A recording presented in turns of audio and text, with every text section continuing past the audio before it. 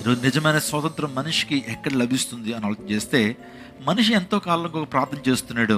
అదేంటంటే, అసతోమ సద్గమయ, తమస్సోమ జ్యోతిర్గమయ, మృత్యోర్మ అమృతంగమయ, ఓం శాంతి శాంతి శాంతి.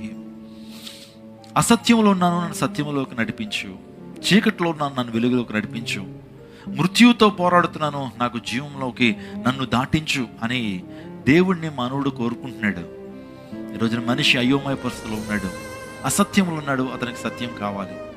చీకట్లో ఉన్నాడు, వెలుగు కావాలి. మరణంతో ఉన్నాడు, ఎప్పటికైనా మనం మరణిస్తాం, కానీ జీవంలోకి వెళ్ళాలి, నేను అమరుడుగా ఉండాలనే ఆశ మానవుడు వెలుగుచ్చుతున్నట్టయితే, మరి ఎవరు దానికి ఆన్సర్ ఇచ్చారు ఈ ప్రపంచంలో? నువ్వు ఒకవేళ చీకట్లో ఉంటే, నేను వెలుగుగా ఈ లోకానికి వచ్చాను, I'm the light of this world అని చెప్పినటువంటి దేవుడు ఎవరు? అసత్యం ఉన్నటువంటి వ్యక్తులకి నేనే సత్యం అని చెప్పినటువంటి దేవుడు ఎవరు?